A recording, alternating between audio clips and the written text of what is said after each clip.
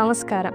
നമ്മളുടെ നാട്ടിൽ നിന്നും പ്രത്യേകിച്ച് കോഴിക്കോട്, മലപ്പുറം, വയനാട് എന്നീ ജില്ലകളിൽ നിന്നും ഇപ്പോൾ റിപ്പോർട്ട് ചെയ്യപ്പെടുന്ന ഒരു അപൂർവവും എന്നാൽ ഏറെ അപകടകാരിയും ആയിട്ടുള്ള ഒരു അസുഖമാണ് അമീബിക് മെനിങ്കോ എൻകെഫലൈറ്റിസ് അഥവാ അമീബിക് മസ്തിഷ്ക ജ്വരം. ബ്രെയിൻ ഈറ്റിംഗ് അമീബ എന്ന് പൊതുവായി വിളിക്കപ്പെടുന്ന ഒരു തരം പാരസൈറ്റ് അല്ലെങ്കിൽ പരോപജീവിയാണ് ഈ അണു. മണ്ണ് അതല്ലെങ്കിൽ കെട്ടിക്കിടക്കുന്ന ശുദ്ധജല സ്രോതസ്സുകൾ, അതായത് കുളം, പുഴ, അരുവികൾ എന്നിവയിലാണ് ഈ അണു കാണപ്പെടുന്നത്.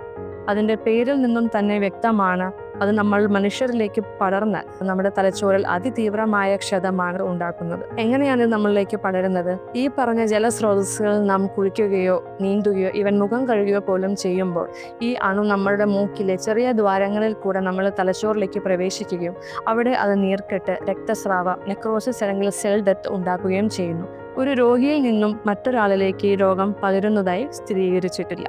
ഏതൊരു മസ്തിഷ്ക ജ്വരം പോലെ തന്നെയാണ് ഇതിൻ്റെയും ലക്ഷണങ്ങൾ. അതായത് പനി, തലവേദന, ഛർദിൽ എന്നിങ്ങനെ തന്നെയാണ് തുടങ്ങുന്നത്. ഇത് വേർതിരിച്ച് അറിയാൻ താമസിക്കുകയോ അതിവേഗതയിലുള്ള പുരോഗതി കാരണം രോഗി നീർക്കെട്ട് വന്ന് മരണത്തിലേക്ക് നയിക്കപ്പെടുകയും ചെയ്യുന്നു. അതുകൊണ്ട് തന്നെ മേൽപ്പറഞ്ഞ ലക്ഷണങ്ങൾ ഏതെങ്കിലും കണ്ടാൽ ഉടനെ തന്നെ നമ്മൾ വൈദ്യസഹായം തേടേണ്ടതാണ്. പല മരുന്നുകളും CDC ഇതിൻ്റെ ചികിത്സയ്ക്കായി നിർദ്ദേശിച്ചിട്ടുണ്ടെങ്കിലും ഇതിൻ്റെ വിരളത, അതിതീവ്രത, വേഗതയിലുള്ള പുരോഗതി എന്നിവയെല്ലാം കാരണം ഇപ്പോഴും ഈ രോഗത്തിൻ്റെ മരണനിരക്ക് ഏതാണ്ട് 95% വരെയും അധികമാണ്.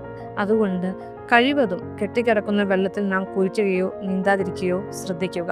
ഇനി അത് അനിവാര്യമാണെങ്കിൽ വെള്ളം മൂക്കിലേക്ക് കയറാതിരിക്കാനാണ് നാം കൂടുതലും ശ്രദ്ധിക്കേണ്ടത്. അതുകൊണ്ട് മൂക്ക് പൊത്തിപ്പിടിക്കുക, അല്ലെങ്കിൽ തല വെള്ളത്തിൽ മുക്കാതിരിക്കുക, അതല്ലെങ്കിൽ നോസ് പ്ലഗ് പോലത്തെ സുരക്ഷാ മാർഗങ്ങൾ സ്വീകരിക്കുക. നീന്തൽ കുളങ്ങൾ എപ്പോഴും ക്ലോറിനേറ്റ് ചെയ്ത് ശുദ്ധീകരിച്ചുകൊണ്ട് തന്നെ ഇരിക്കുക. കുട്ടികൾക്ക് ഒരു കാരണവശാലും വാട്ടർ പൈപ്പ് അല്ലെങ്കിൽ ഹോസ് നൽകാതിരിക്കുക.